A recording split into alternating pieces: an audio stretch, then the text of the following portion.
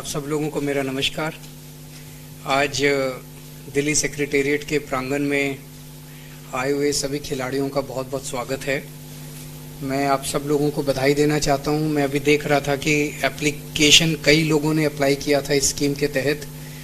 Experts की एक committee थी और उस कमेटी ने अपने सारी प्रक्रियाएं पूरी करके और चयन करके आज 77 खिलाड़ियों को मिशन एक्सीलेंस स्कीम के तहत फाइनेंशियल असिस्टेंस देने के लिए चुना है। तो आप सब लोगों को सबसे पहले बहुत बहुत बधाई। जैसा अभी मनीष जी ने कहा,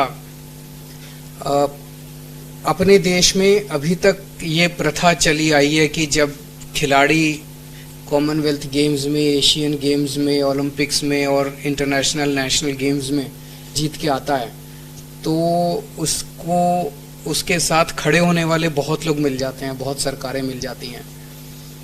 उसके साथ ताली बजाने वाले बहुत लोग मिल जाते हैं, उसको फाइनेंशियल असिस्टेंस रिवॉर्ड देने वाले बहुत लोग मिल जाते हैं।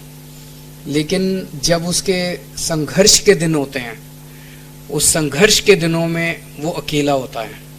उसके पास अक्सर पैसा भी नहीं होता। और हमारे देश में खेलों को लेके एक ऐसी है जो कहावत है कि पढ़ोगे लिखोगे बनोगे नवाब, खेलोगे कूदोगे होगे खराब। तो ना घर से सहायता मिलती, ना कहीं से सहायता मिलती, ना पैसे की सहायता होती। ऐसे में खिलाड़ी अकेला संघर्ष करते करते उस चोटी पे पहुंचता है। हमारा 130 करोड़ लोगों का देश, और जब हम इंटरनेशनल खेलों में मेडल की सूची देखते हैं तो हमारे देश कहीं पीछे रह जाता है।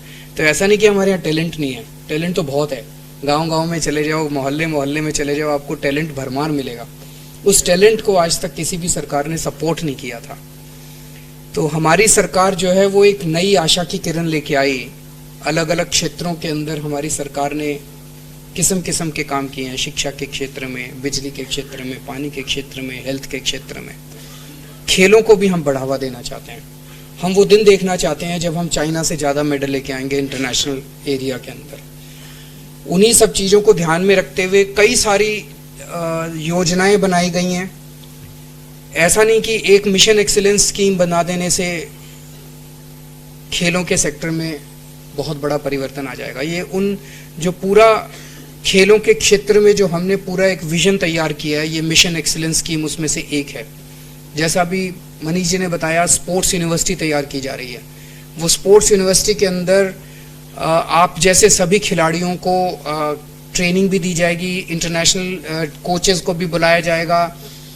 उसमें आम लोगों को भी पार्टिसिपेट करने की सुविधा होगी। तो एक स्पोर्ट्स यूनिवर्सिटी, इस तरह की यूनिवर्सिटी हमारे देश में शायद जो सोची जा रही है, शायद पहली बार इस किस्म की स्पोर्ट्स यूनिवर्सिटी बन के तैयार होगी। खिलाड़ियों के लिए 3 तरह की स्कीम्स बनाई गई हैं। एक वो बच्चे जो स्कूल के लेवल पे अर्ली स्टेजेस में जो पोटेंशियल दिखाते हैं, जो बचपन के अंदर, जिन बच्चों के अंदर पोटेंशियल दिखाई देता है कि हाँ ये बच्चा बड़ा होके खिलाड़ी बन सकता है, उन बच्चों को बचपन के अंदर फाइनेंशियल असिस्टेंस दी जा रही है।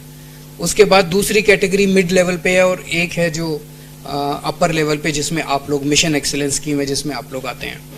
तो इस बार 77 खिलाड़ियों को ये सहायता दी जा रही है और मैं उम्मीद करता हूं कि आप लोगों को इससे काफ़ी लाभ मिलेगा। आपको अपनी हुनर को और धार देने में इससे मदद मिलेगी। ये स्कीम जो हमने बनाई है, ये दिल्ली के लिए नहीं बनाई। आप दिल्ली के रहने वाले हैं, इसलिए फ़ायदा आप लोगों को हो रहा है। ये हमने देश के लिए बनाई है। आपके एक एक बच्चे से हम लोगों को ये उम्मीद है कि एक एक बच्चा नेशनल, इंटरनेशनल लेवल पे जाके देश का नाम ऊंचा करेगा। अगर कॉमनवेल्थ गेम्स में या एशियाड गेम्स में आपको मेडल मिलता है तो दिल्ली का तो नाम होगा, सबसे पहले हमारे देश का नाम होगा। और पूरे केवल दिल्ली के लोगों को नहीं, देश के लोगों को आपके ऊपर गर्व होगा। तो फिर से मैं आपको सब लोगों को बधाई देता हूँ। हम आप लोगों के लगातार संपर्क में रहेंगे। ये तो एक छोटी चीज़ है जो फाइनेंशियल असिस्टेंस दे रहे हैं। इसके अलावा भी अगर आपको कभी किसी चीज़ की ज़रूरत हो, आप बेहिचक मेरे पास आ सकते हैं, मनीष जी के पास जा सकते हैं, किसी भी तरह की ज़रूरत हो। पर हम उम्मीद करते हैं कि अब आप, देश आपके लिए कर रहा है तो आप भी देश के लिए जी जान से मेहनत करेंगे, मेहनत करने में कोई कसर नहीं छोड़ेंगे और देश का नाम ऊंचा करेंगे। बहुत बहुत शुक्रिया।